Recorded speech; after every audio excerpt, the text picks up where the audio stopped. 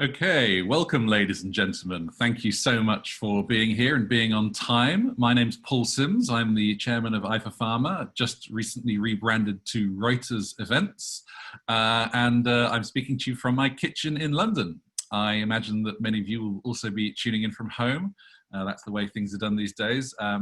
But great that you are here because we are going to discuss a very important topic, a very exciting topic. As you can hopefully see on your screen right now, it's called Are Your Wearables Worthy? We are going to be busting the myths of validation and embracing wearables as part of our virtual trials. This is obviously a subject which has really come to the fore over the past few weeks and is probably here to stay. We have more than, or actually nearly 1,500 people signed up for the webinar. So I guess it shows that there is some strong interest in this subject. I suppose this is something that we had actually planned already pre-COVID. Some of you may even recall that Kate, who's one of our speakers today, joined us on a webinar back in January, which was about digital endpoints, and we started to encroach on some of the territory covered in this webinar. But actually, this is very much a subject all on its own that we absolutely need to cover. COVID-19, the rise of 5G, all of these things are a real accelerant, and we need to ensure that we're doing things right. It's not just about panicking and moving swiftly into a situation. We need to make sure that we're not creating more problems than we're solving. So as we pivot to digital, are we confident that new devices that we're using, are we sure that the protocols that we're using are being validated? Do we know what's required to validate a wearable solution? So this webinar will aims to answer many of those questions. And of course, I'm going to be asking you guys who are listening in to be as vocal as possible. Let's make this a discussion, not just a one-way street. So perhaps you can locate the Q&A button on the bottom of your screen right now and send a little hello to me so that I know that you're paying attention. And of course, now that you've discovered where that is, I would encourage you to please use it throughout. I'd love to see a real question from everybody that's listening in right now. As I said, we've got a great audience, so we've got a chance to capture some great information from everybody. A quick reminder that we are also recording today's session, so you'll be able to listen back to this at your leisure or share it with your team, whatever it is that you wish to do. Let me now introduce the 5 people who you'll probably be able to see on the right-hand side of your screen, but you can also now see directly in front of you. I'll start with Ariel, as she is on the top. Ariel is at Takeda. She's a subject matter expert in measuring human movement using wearables, and she actually oversees the strategy, assessment, and deployment of digital devices in clinical studies and related activities across the organization. She advises clinical teams on the selection of devices, conducts due diligence, develops digital sensor implementation protocols, risk mitigation strategies, and actually before Takeda, she was a senior clinical data scientist at Biogen, where she worked in Parkinson's disease. And before that, she was an algorithm team lead at MC10 Inc. and worked as a senior research scientist at Biosensix. So obviously, Ariel, you've been in the weeds, and it's fantastic to have you here today with us. To your right of Ariel, you will see Jeremy. Jeremy is the recently made CEO of Actigraph. He's actually been with Actigraph since 2004, since its inception, but has been CEO only since early June. So congratulations, obviously, Jeremy, on that, but also congratulations on creating a great organization. If you're not familiar with an Actigraph, it provides high-resolution digital data that really can be used to explain, influence, and predict human health outcomes.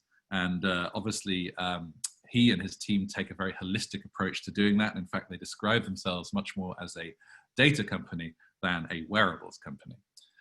Jeremy, obviously massively grateful that you are here.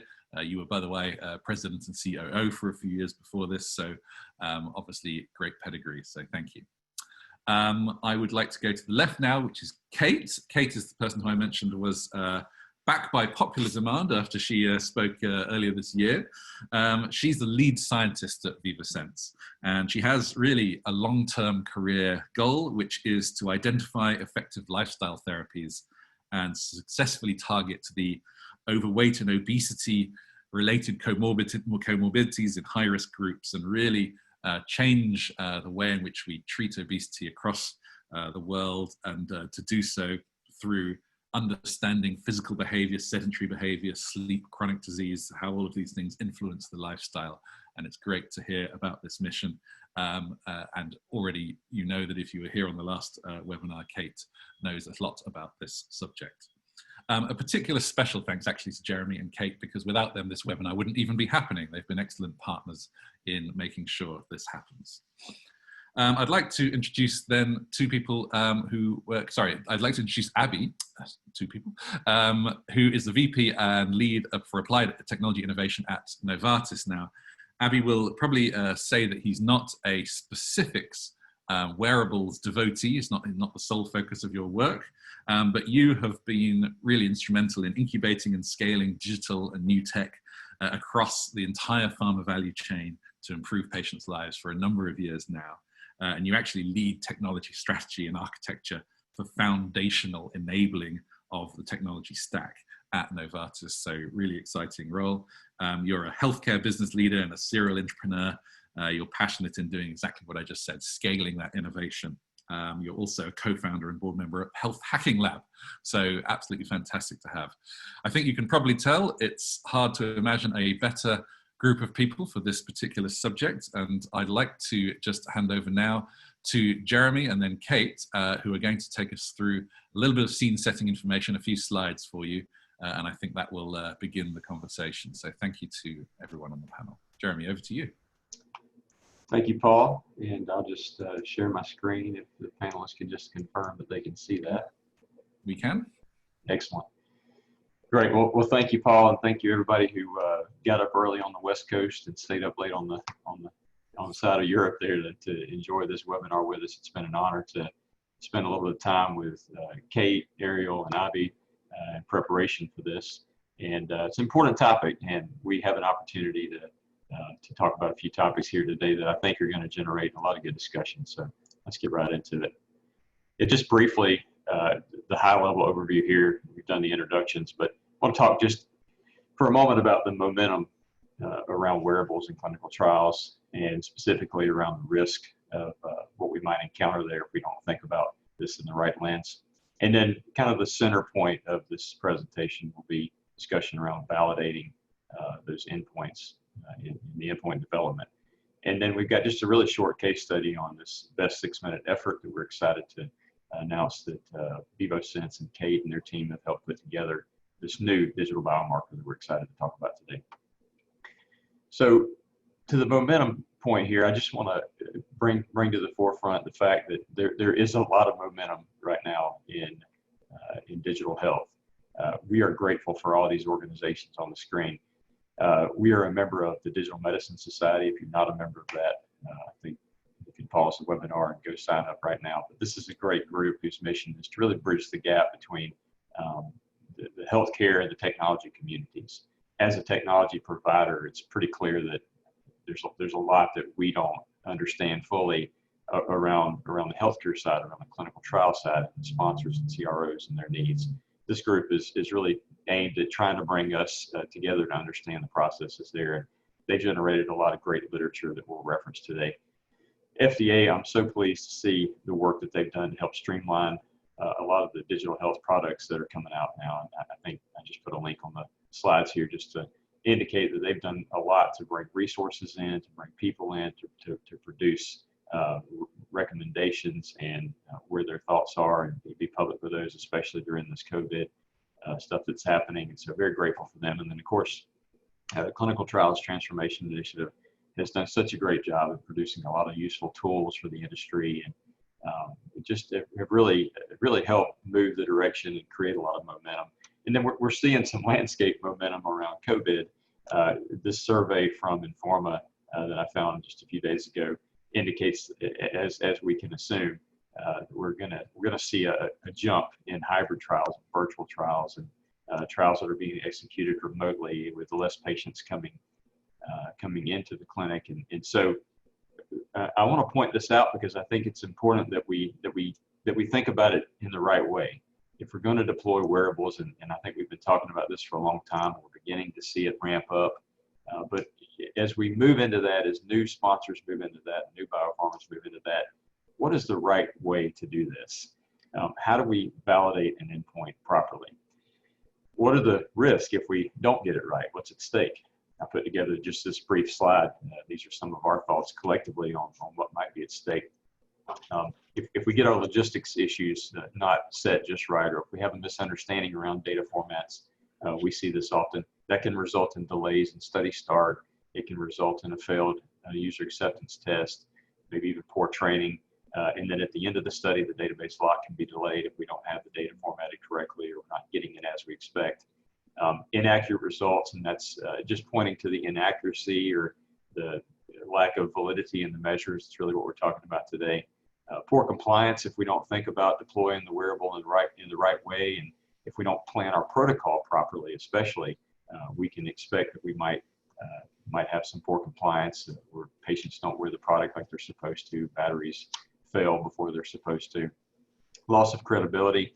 Nothing breaks my heart more than a teammate at a sponsor that has put trust in me to put a wearable into the trial, and then it fails, and they themselves lose credibility because they went to bat for that particular technology. And then, of course, the risk of no ROI. And this last point, I don't need to read to you guys, but if data can't be reused in the future, or there's no data asset plan, then we're doing ourselves a disservice. And we really should think about how to make this data very valuable.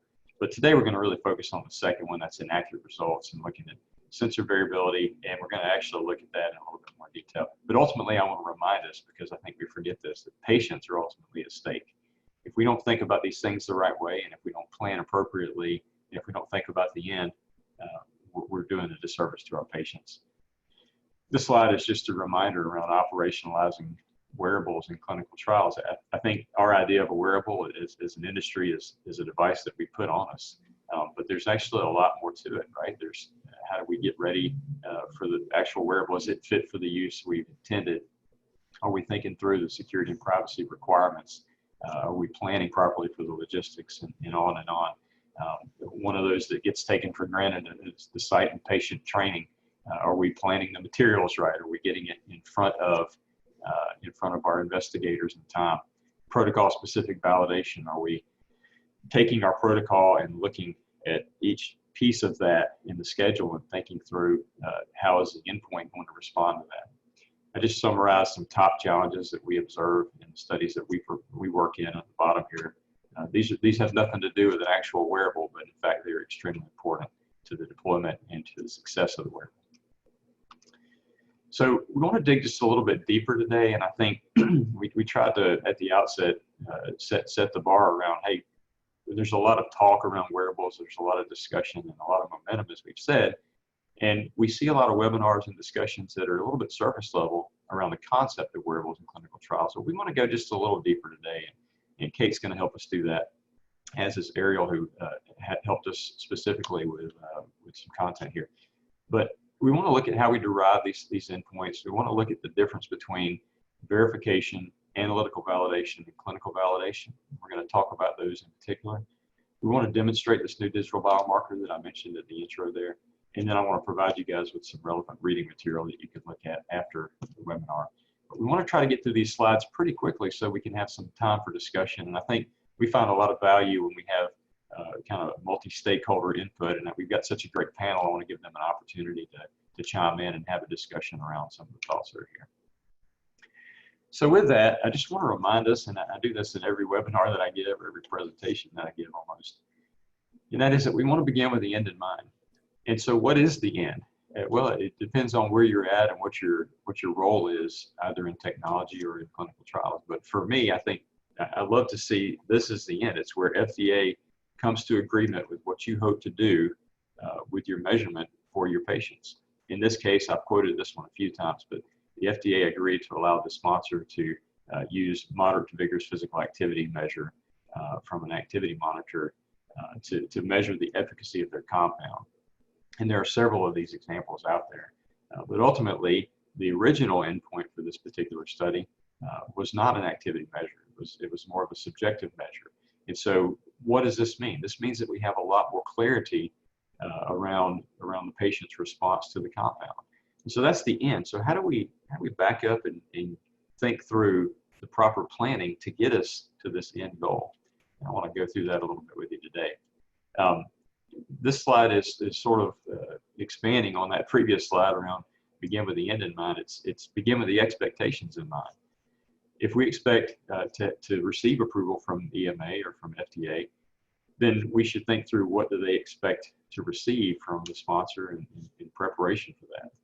This great paper that was released in November of last year by CTTI just points out that the information that we're going to provide to the FDA, it should take on kind of three aspects. One is the endpoint itself and the evaluation of it. How do we decide that it was applicable? And then the supporting material for the claim or for that endpoint, and then also any statistical analysis planning or any statistical parameters that went into that.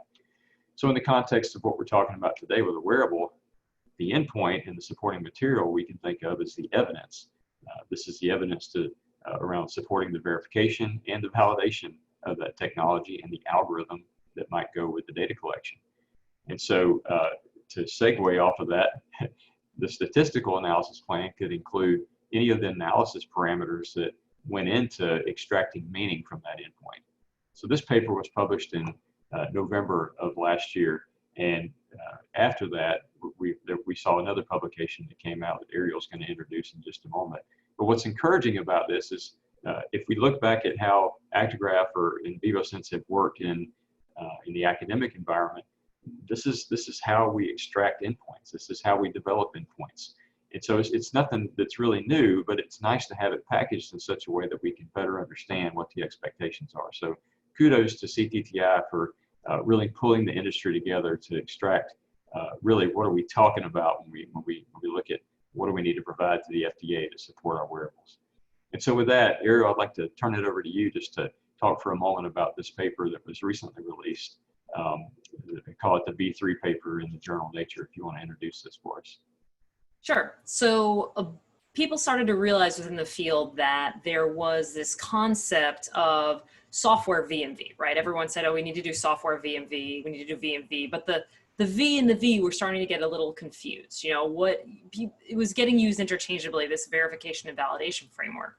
Also, the concept of software VMV for a wearable device or for data from wearable devices didn't really quite fit, because wearable devices also have a lot in common with the wet biomarker field.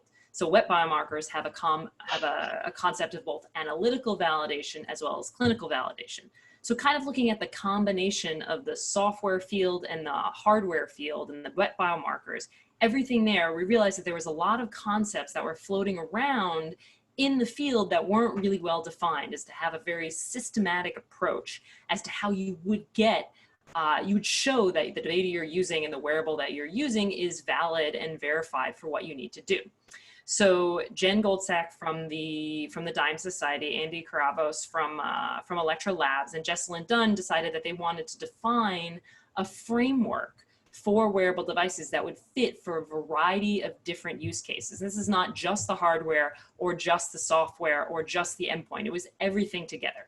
How do you do a systematic approach to show that your wearables are worthy? And so they brought together a variety of people from across the field, people that were in industry, people that were in academia, algorithm designers, people using the devices, medical doctors who wanted to see the end results, to come together to say, okay, let's get a framework that is flexible enough that will work for a variety of different situations, but also prescribed enough that you could follow it. You could say, okay, I have a new device, I have a new endpoint, I have a new algorithm. Where do I fit in this framework? How am I going to show that this is important, this is worthwhile? And this is where the V3 framework was brought up. And so it's not just verification and validation. It is three very distinct steps: verification, analytical validation, and clinical validation. Verification is focused on the sensor level data. So is your accelerometer, is your ECG sensor, are they putting out the data that they should be putting out? And can the person who's manufacturing the device prove through their data and through their testing that this is verified data, is exactly what it says it puts out?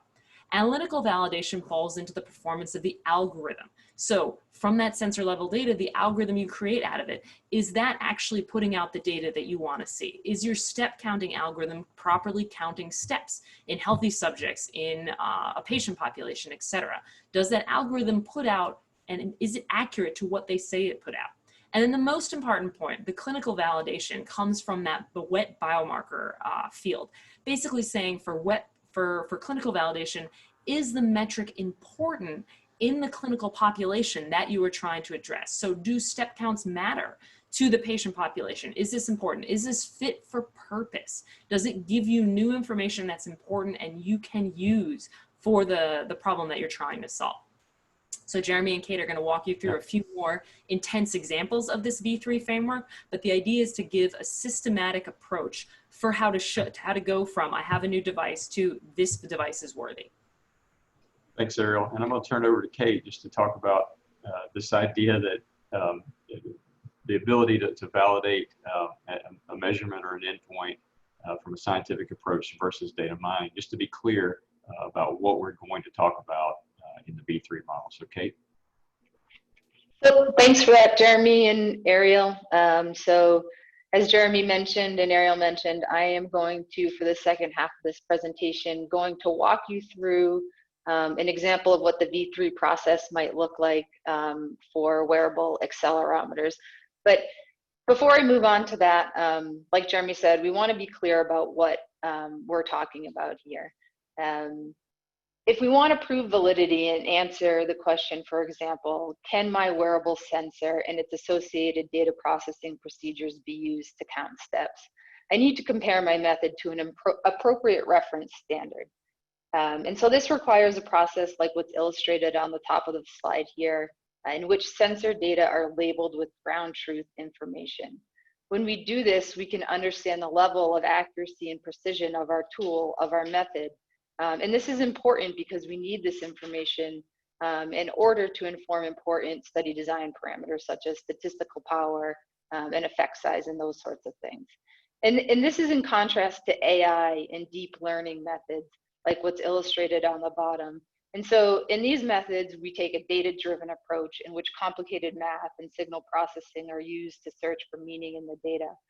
And while these methods can leverage, really large data sets to identify signals or patterns in the data, they lack the appropriate context, in this instance, a reference standard to derive meaningful insight about the validity of the method.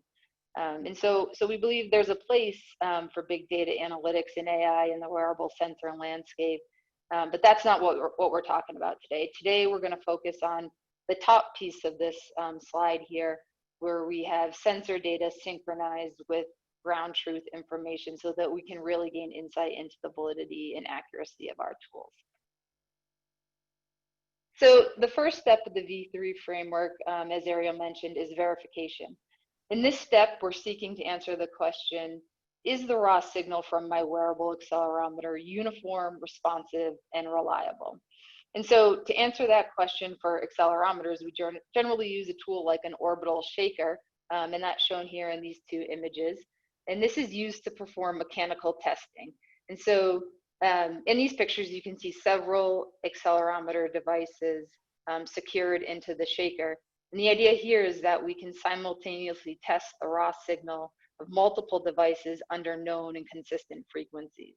And so if the devices don't produce uniform, consistent, and reliable raw signals at this stage of the V3 process, then moving on to more comprehensive, challenging analytical validation that involves human subjects, and that's ill-advised. So this is kind of the first benchmark in your validation process. And as we have up there on that banner on the screen, this step is generally performed by device manufacturers prior to commercializing their products. And so the second step in the V3 framework is analytical validation.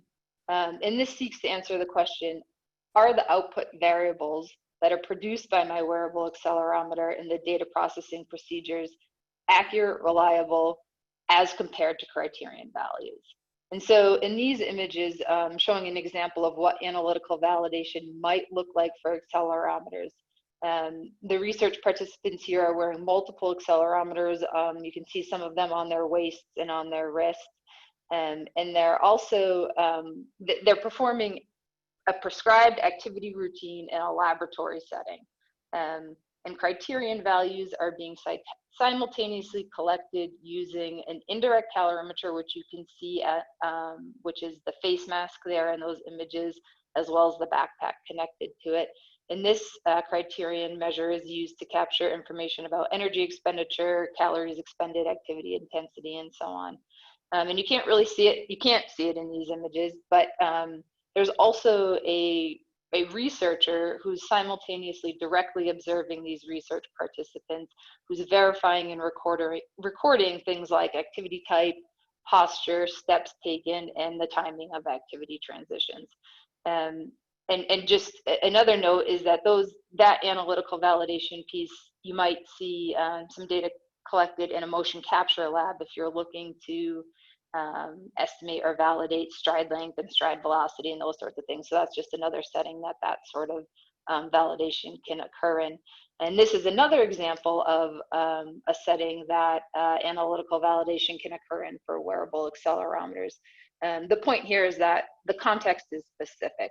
And so we need to validate our tools in the context in which we think we're going to use them, which includes the setting. And so in this image, we have a participant that is in her own kitchen.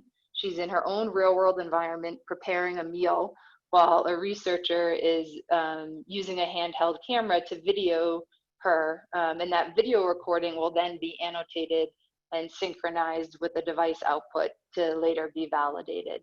And now some people might think that this seems a bit like overkill, but research has shown over and over again that the accuracy of these types of devices declines significantly when it's tested under real world conditions. So it's really important that if we want to use these tools in a real world setting, we really want to understand their validity in these settings as well. And so to add another level of complexity to analytical validation, it's not a one size fits all. And so what I mean by that is that not only is it setting specific, but it's population specific. So most methods are initially developed and validated on healthy, normal populations. But there are many instances where, especially with accelerometers, where the methods developed in healthy populations won't be generalizable to clinical groups. And so this picture shows the difference in footfall patterns for healthy gait compared to different clinical groups. And you can imagine that a method that's optimized for the healthy gait pattern won't be optimal for these other groups. And we can't expect that device manufacturers have developed and optimized methods for all different clinical groups. And so often the responsibility of developing and testing population-specific methods can fall onto the sponsor to perform this prior to implementing these tools in their later phase studies. But ultimately, the rule of thumb is that the algorithm developer or the creator is responsible for documenting the algorithm's validity in the setting and population of its intended use. And so the last step of the V3 process is clinical validation. And this seeks to answer the question, do the output variables produced by my wearable accelerometer and data processing procedures represent a meaningful aspect of health in my patient population? And so if we follow this principle of beginning with the end in mind, like Jeremy mentioned previously, we first must identify specific activities that are meaningful to our patient population. For example, a patient population that suffers from reduced or diminishing physical function may report that they'd like to be able to perform ambulatory activities of daily living, such as walking the dog, shopping, walking from the bus stop to their office, those sorts of things. And so once we've identified the activities that are meaningful to the patients, we can work backwards to identify the meaningful aspects of health that these activities reflect, the component or concept related to these meaningful aspects of health that is measurable with using a specified outcome assessment tool. And finally, we can formulate our endpoint with not only what we'll measure and how we'll measure it, but when we'll measure it, who will measure it, under what conditions, and so on. And so in this example, I've highlighted the 6-minute walk test to assess walking capacity and physical function. And I've done this because not only is the 6-minute walk test the most common outcome, or one of the most common outcome assessments used across diverse range of disease indications, but in my opinion, it's a prime example of an assessment that we can potentially augment or supplement with real-world data collected from a wearable sensor. Can you go on to the next slide, Jeremy? Yep. And so, for example, here I've replaced the 6-minute walk test with an assessment from a wearable accelerometer that we call best 6-minute effort. As Jeremy mentioned, this is a novel assessment that's derived from real-world data that VivoSense and Actigraph have been developing over the past few months. And best 6-minute effort, or B6ME as we like to call it, is defined by using a sliding window on continuous accelerometer data to identify a peak 6-minute window of stepping activity for every day that the device was worn. And so the idea here is that by changing the assessment tool, we alter some of the endpoint properties in a way that allows for deeper, more insightful assessment of patient health. And so to do a brief side-by-side comparison here of B6ME and the 6-minute walk test, the idea again is that B6ME captures a concept that is related to the 6-minute walk test, but we believe it's enhanced in that we're able to measure outcome results continuously in a real-world setting. And we're also able to derive additional outcomes beyond the traditional distance walked from the 6-minute walk test. And we're things like number of steps taken, cadence or intensity of the stepping, timing of that peak event within the patient's day. And because we're able to measure these things on a daily basis, we can investigate within patient variation, which for certain clinical groups and disease indications, this may prove to be particularly relevant. And so when we started planning this webinar, the grand plan was to present how we took B6ME through the whole V3 process and really give you that concrete example. But the current COVID-19 situation had different plans for the world. So this is still a work in progress, and we're still validating it and taking it through the V3 process, but stay tuned for those sorts of data coming soon. And so to finish off the slide portion of the webinar, I wanted to provide an example of why we care so much about validation and the validation procedures that we use. So these data are unpublished data from Sarah Keetel's lab at Cal Poly. And what they show is that when multiple methods are simultaneously applied to the same data set, there's a wide range of conformity, in this case between estimates of moderate to vigorous physical activity. And you can see that from one end of the spectrum to the other end of the spectrum, there's as much as a 111% difference between estimates.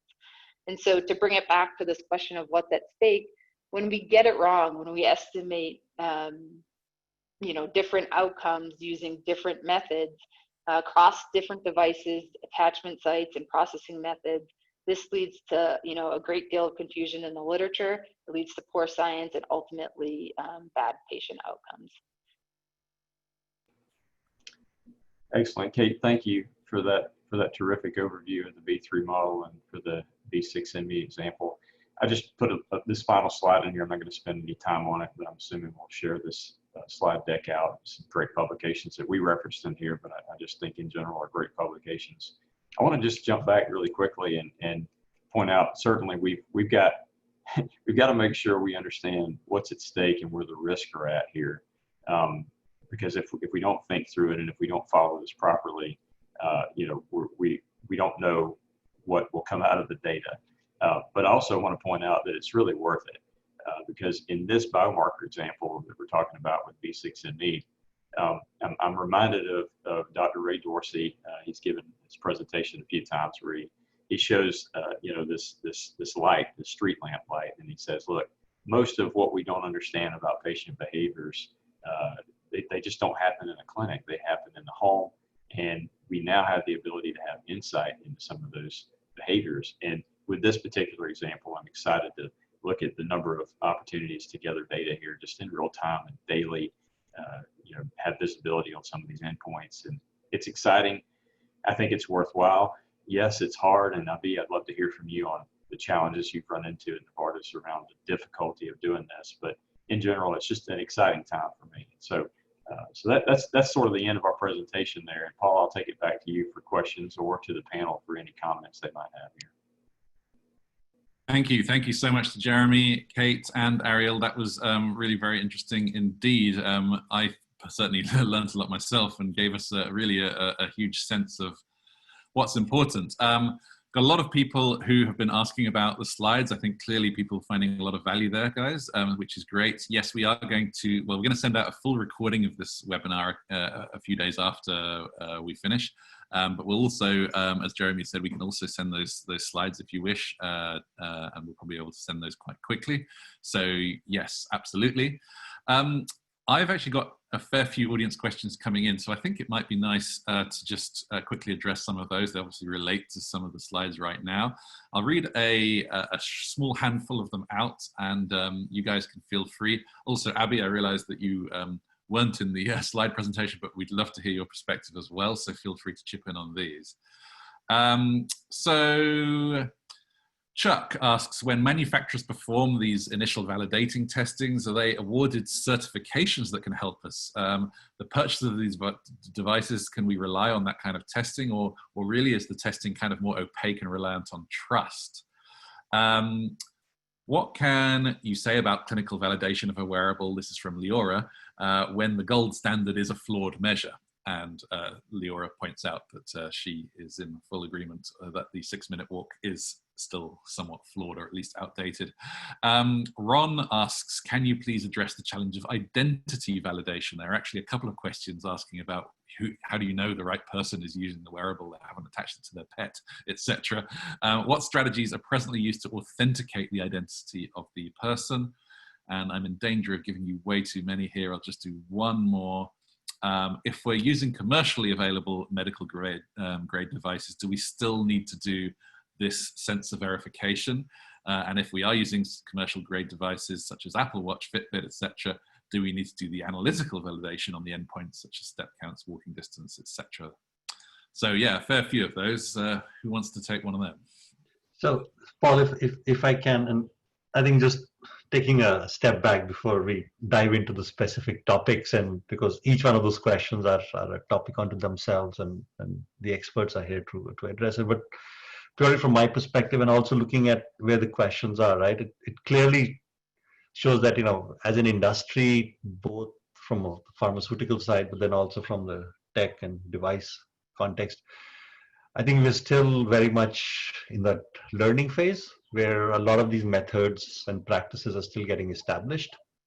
And we have been in that space for the last, I would almost say, a decade now, right? And I remember the first trials we started with wearables, where there's a lot of the learnings have come through, and some of the questions I'm seeing, they're repeating over and over and over again, right? And which shows, and I just want to challenge ourselves that somewhere we are not able to solidify the experiences and put it down to methods. It was great to see the V3 methodology that was put out. And I hope that sort of becomes the norm and the standard that one can start to cohese around as an industry, right? And then also with regulators, of course, side by side. So I think those are some of the, and I see this repeatedly, not just from a wearables perspective, what does it mean from analysis, what does it mean from your platform architecture, data integration, and all of the above.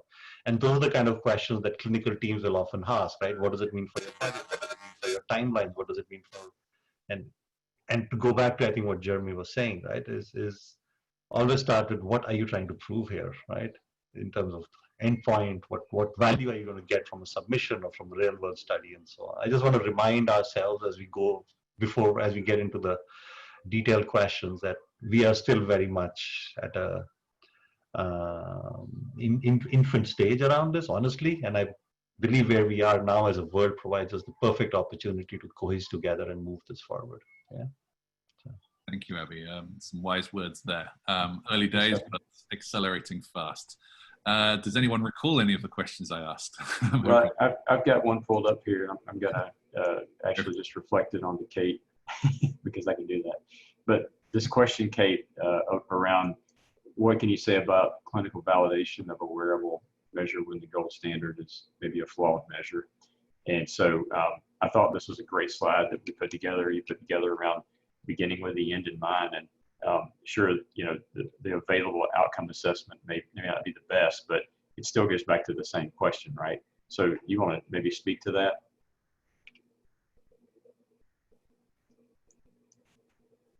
Can you hear me?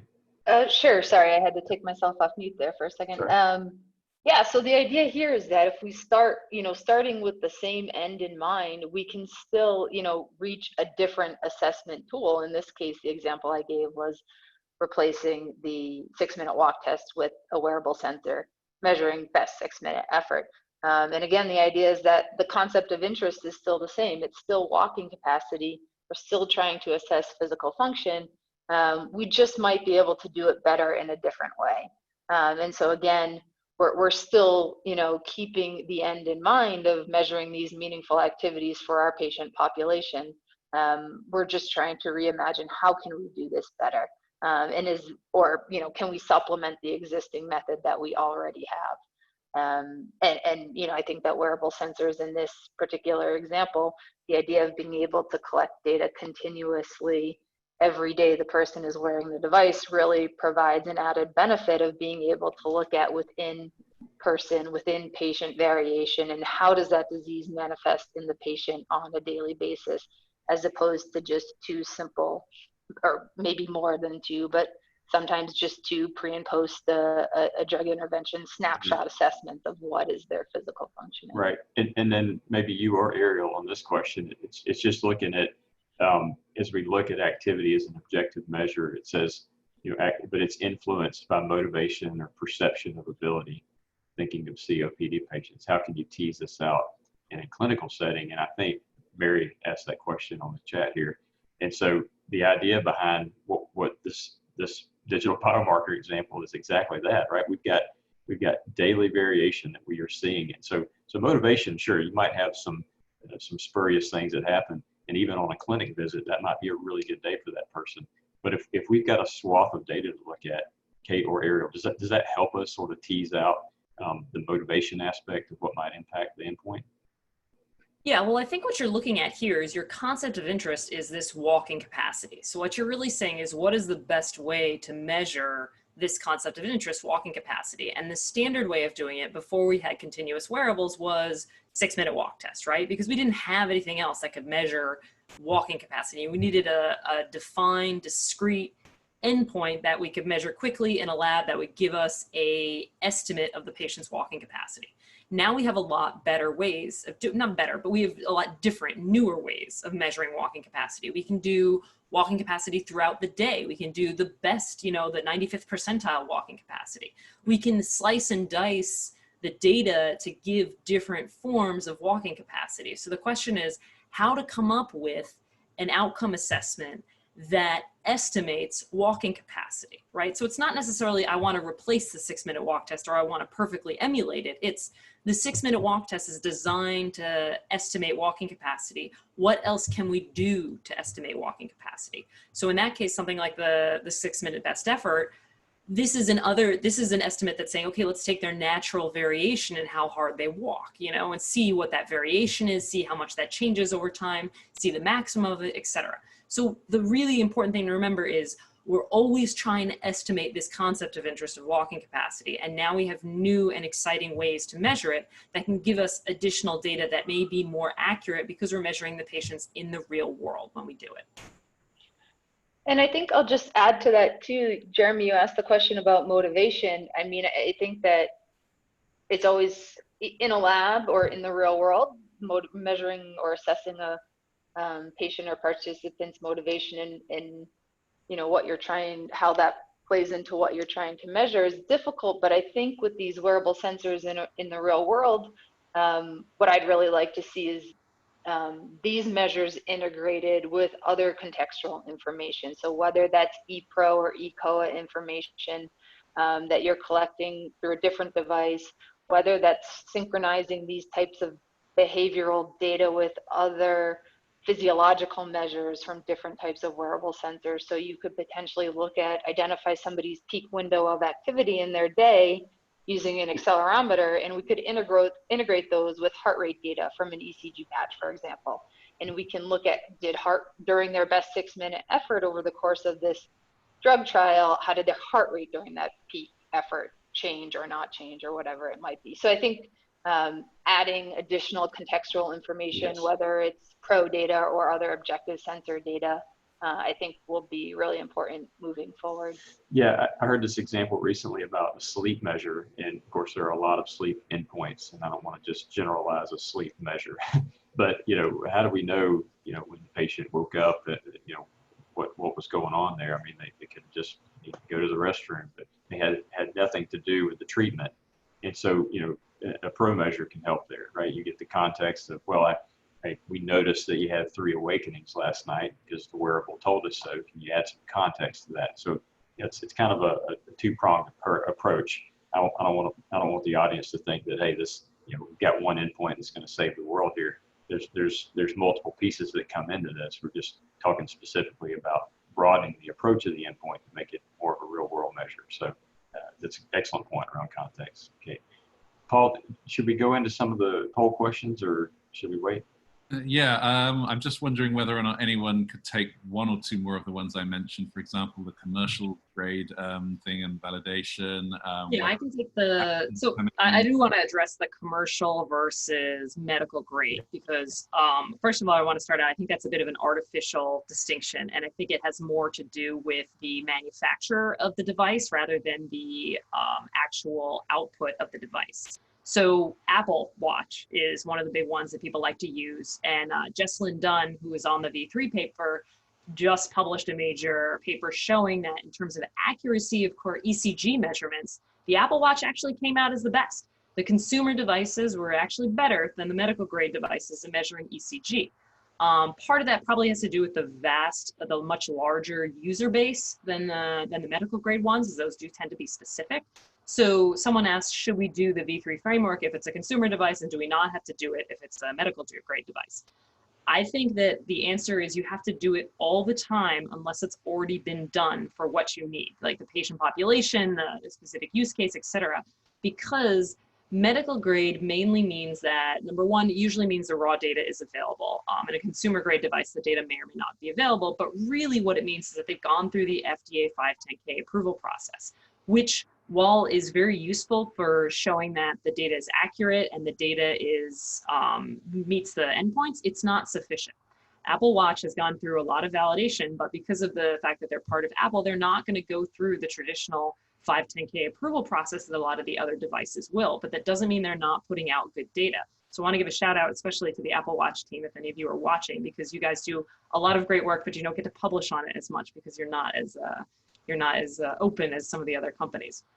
So I think that when you're using any device, you need to look to say, has this device gone through analytical validation and clinical validation specifically for my use case? Not that, oh, it's just 510K approved, it's good, or it's not 510K approved, I can't use it. It's really saying, what has the algorithm done? What has been shown about the algorithm? Is it already shown to be accurate? Has it been put up against a gold standard? Has that analytical validation been done? And the answers to that, yes or no, will determine whether or not you need to go on to do additional validation. A lot of times analytical validation will also be done, will have been done by the manufacturer, and it's the clinical validation part that really needs to be done by the sponsor. Jeremy, do you want to take this coming from the medical grade point? Yeah, we get this question all the time. Why can't I use one versus the other? And it really depends on the application, right? I mean, sometimes we'll get a call, and I'm happy to recommend that they use a consumer device, just simply because what they're trying to accomplish is sort of a general, general swath of activity levels, and that's fine. I think, in this webinar, what we're attempting to do is just point out the rigor that needs to go into supporting a claim. I mean, if I'm going to submit this as data, and I'm going to say, hey, this is something that we believe is an effective either replacement for an existing endpoint or provides statistically significant information and data behind supporting evidence for my claim, then I need to be able to back it all the way up. And I didn't want to get into this necessarily in this webinar, but at Actigraph, we believe deeply in the high resolution raw data at the most unadulterated level. because at the end of the day, even at the sensor level, I care deeply about whether or not that sensor collected the data in the right way. There are flaws that happen in signal processing and in how we sample the data. And so that's why we really let the wearable itself do very little other than capture that raw data. And so, yeah, again, it depends on the application. And I hope that's sort of a segue out of what you were saying there. So just on that, because this one keeps coming, right? And just want to echo what Jeremy and Ariel said, right? And the way I think about it, are you going to use it for primary endpoint, secondary point, for exploratory endpoint, right? And that clearly defines your latitude. And then your focus on the integrity of the data so that you can withstand scrutiny within your own stats teams and then afterwards, for whether you have confidence in it, right? And that drives the decision. And invariably it turns out, yeah, we need to have all those validation steps in place, which definitely comes with, if it's medical grade or not. So it's just that it's hard, Abby, right? I mean, it's difficult to do what we're talking about on the presentation here. And yep. do you run into that? I mean, how do you deal with that? What do your clinical teams say?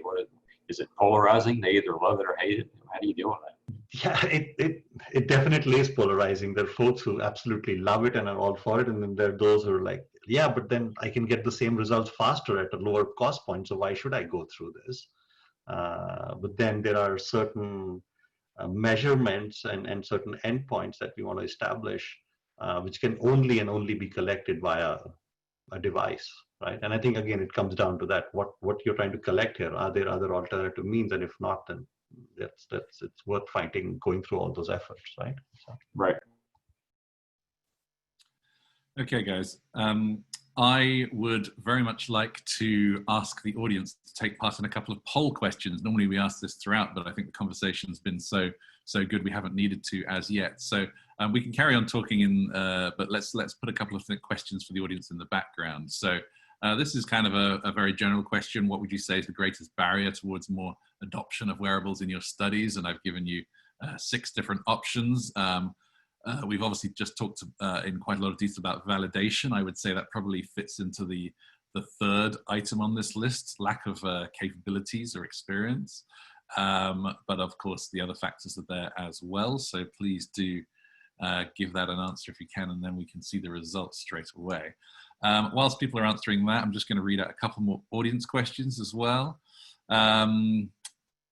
Given the real-world environment of using digital endpoints, what's your experience of using this type of data in payer discussions? How can we develop that? In fact, there's probably 5 or 6 questions all about how do you convince payers, FDA, etc., that these endpoints, these markers are replaceable and valid as new markers. Also specifically with the B6ME example, whether or not that has been done there too. So maybe while that poll's open, a response on that one might be interesting. Go ahead, Abby, you've got. Yeah, so I was going to actually ask Ariel, but okay, here's mine. Having been involved on the Novartis real world efforts also, it's like, all right, let me just put it this way, and I think the polite way to describe it is it's evolving, and it's a conversation. There is no systematic acceptance. Post-COVID, yes, there is now more openness, and I think ideas are opening up and so on, but it's something firm, and we know how to go about it, and there's a confirmed pathway for either regulatory or payer conversations. Absolutely not. So it's more project by project, case by case, country by country kind of conversation, where if you step back, it doesn't scale, it stops at pilot phase. So there's a lot of work to be done in that space. That's my perspective. So I think it's important to remember when you're talking about regulators and the regulatory bodies, they're scientists, they're people, right? You know, it's not that they're, oh, nothing is new, I never want to go into there. They want to see the data. They're naturally going to be skeptical because their decisions carry so much weight. But what you need to do when you go to them is you have to say, this is the data, right? This is the data we've shown. This is the data we've done. This is the work we've done. These are the work across companies. So a lot of major pharma companies are now going to the regulatory bodies as consortiums to basically say, we're all getting together and we're doing this collaboratively and we're looking for this data together and we're all running studies on this. And we all believe that this is the way we need to go forward. And so that kind of cross-company collaboration has really been helpful in moving the needle with the regulatory bodies, because they're looking for consensus from the field. You know, they're looking for that data, they're looking for the guidance. They want to say, hey, help us move into there, help us make the right decision. You know, that's what they're really looking for, is like, don't make the wrong decision. Ariel, is it fair to say that what we just talked about around clinical validation is a process that will help support that?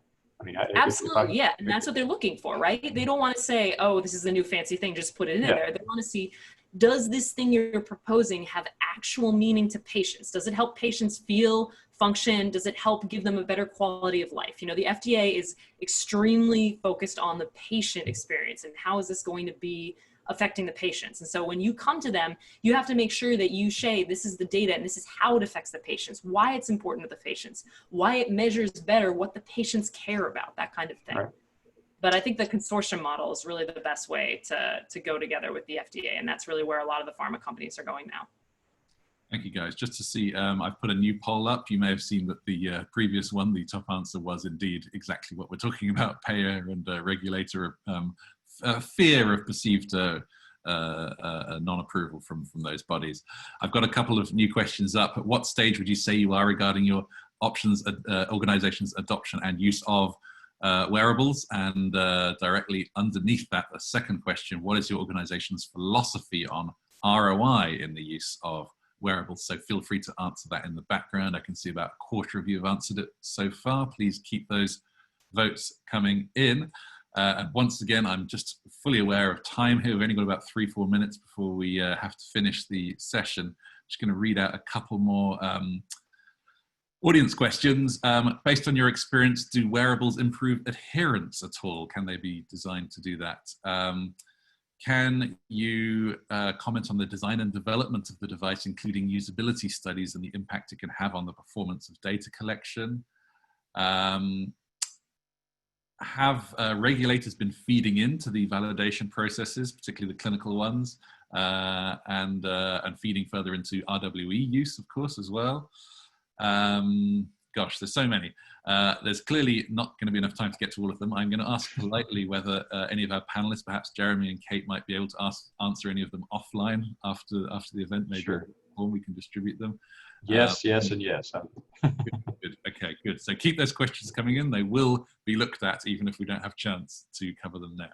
So just, Paul, just if I can, again, just from the practicalities of some of these things, right? I mean, the whole patient experience, and I think one of the slides had this, right, is, and again, it's like one of those silly war stories from way back. Oh, a cool device, can we use it? Yeah, but it's very hard to clasp the band on, right? Because the patients have issues with their fingers and movement, and there's no way that data is going to get transmitted. What happens 2 days into the study? It's lying on the couch, data stops coming in.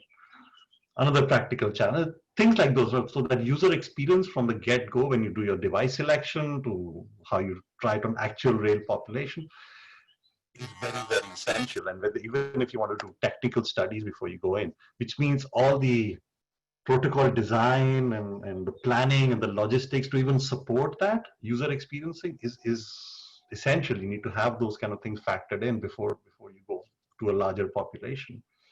And then again, not to devices, yes, but at the end of the day, they're about collecting data. And if your data management is not lined up and skewed properly with the rest of your data collection, you can forget anything that you're doing with the wearables, right? And I think we often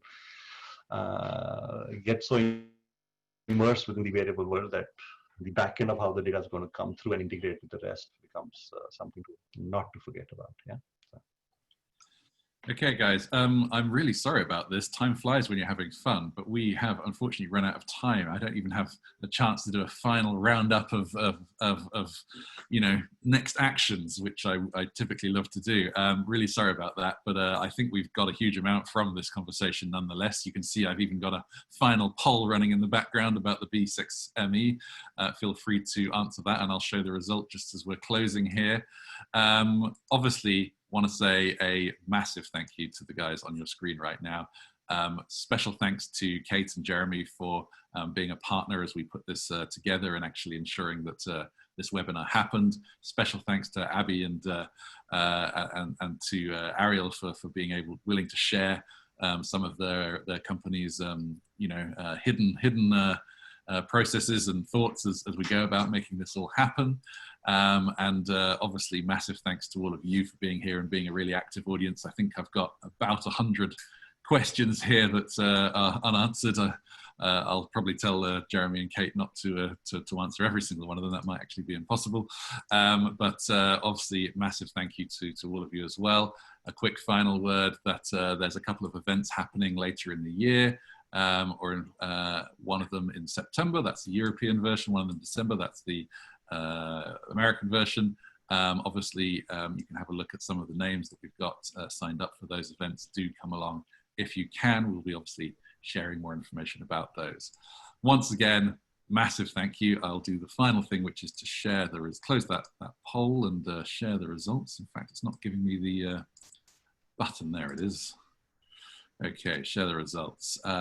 Yes, for all the reasons above, taking more than 50% of the votes and only 11% on the not likely. So I think you've definitely inspired people, guys, here with what you've said. That's definitely true. And a slight bias towards understanding how patients function in their real world environment behind the reasoning. Guys, really appreciate your time.